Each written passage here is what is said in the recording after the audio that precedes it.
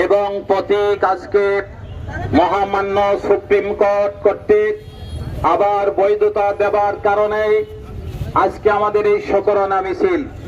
প্রিয় ভাই সাহেব, আমরা আল্লাহর দরবারে শুকরিয়া আদায় করছি, আলহামদুলিল্লাহ। প্রিয় ভাই সাহেব, বাংলাদেশ জামাত ইসলামী বাংলাদেশের একটা বৈধ রাজনৈতিক দল।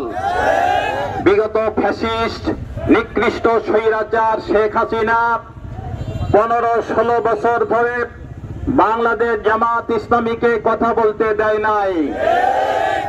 বাংলাদেশ জাতীয়তাবাদী দল বিএনপিকে কথা বলতে দেয় নাই। আমাদের জায়গা ছিল বাঁশের ঝড়, না হলে কারাগার। আমাদের ভাইদেরকে হত্যা, গুম করা হয়েছে, খুন করা হয়েছে। আমাদের নিবন্ধন বাতিল করা হয়েছিল, আমাদের প্রতীক কেড়ে নেওয়া হয়েছিল, আমাদের অফিস খুলতে দেওয়া হয় নাই, আমাদের কার্যক্রম তারা করতে দেয় নাই। এই বাংলাদেশের ছাত্র জনতার আন্দোলনের মাধ্যমে আবারও বাংলাদেশে সেই নিকৃষ্ট স্বৈরাচার বিদায় গ্রহণ করেছে। আমরা শুধু বাংলাদেশ জামাত ইসলামী নয়, আজকে যারা বাংলাদেশ জামাত ইসলামীর বিরুদ্ধে চোখ রাঙানি দেয়, ওই সংগঠনও দীর্ঘ 16 বছর বাংলাদেশে কথা বলতে পারে নাই।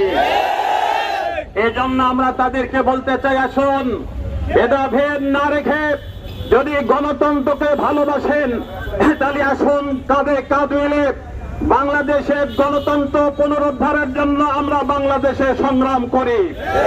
এই বাংলাদেশে আপনারাও রাজনীতি করবেন, আপনাদের আদর্শ আপনারা তুলে ধরবেন, আমরা বাধা দিতে যাব না। আমাদের আদর্শ আমাদেরকে বলতে দেন। যদি আমাদেরকে বাধা দেওয়ার চেষ্টা করেন, বাংলাদেশের তৌহিদি জনতা কাউকে খাতির করবে না। এই জন্য আটঘরিয়াবাসীকে বলতে চাই, আমরা আটঘরিয়ার পক্ষ থেকে আজকে জানান দিতে চাই, এই ছাত্র জনতার এই গণ অভ্যুত্থানকে আমরা স্বাগত জানাই, ওয়েলকাম জানাই।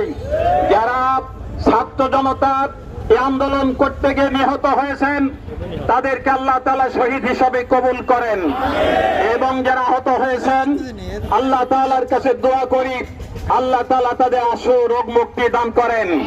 তাদের কারণেই আজকে আমরা কথা বলতে পারছি। এই জন্য নতুন করে কোনো ফন্দি ফিকে রেখে ভারতের সেবা দাস হবার চেষ্টা করা যাবে না। ভারতের সেবা দাস হবার জন্য বিগত নিকৃষ্ট স্বৈরাচারের ভাষায়, তাদের দোসরদের ভাষায় কোন কথা বললে বাংলাদেশের জনগণ তা বরদাস্ত করবে না।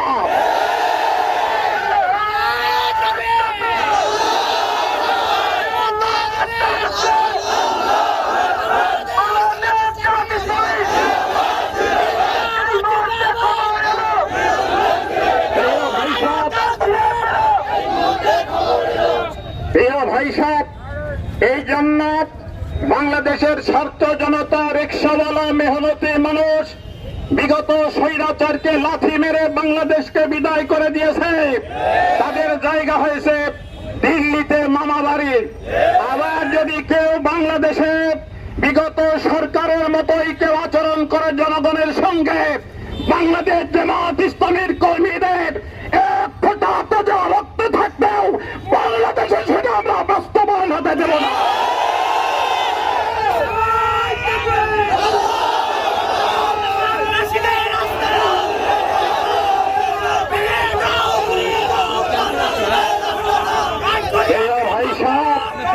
এই জন্য আমরা আজকে আটঘরিয়াবাসীকে বলতে চাই, ভয়ের কোনো কারণ নাই। আমরা রাজপথে আছি, থাকবো ইনশাআল্লাহ। আগামী দিনে এই সরকার বেশি দিন থাকবে না। তাদের কাছে আমরা একটা সুস্থ নির্বাচন চাই। এই জন্য সংস্কারের দরকার। সংস্কার ছাড়া বাংলাদেশে কোনো নির্বাচন জামাত ইসলামী মেনে নেবে না। এই জন্য যারা সংস্কার ছাড়া নির্বাচন চায়, তারা নিজেরাই নির্বাচনের তারিখ ঘোষণা করতেছে। যদি তারা নিজেরাই নির্বাচনের তারিখ ঘোষণা করতে পারে, তাহলে তাদের দ্বারা নির্বাচনের ফলাফল বিগত সরকারের দিনের ভোটটাতেই হয়ে যাবে, এটাই মানুষ মনে করে। এই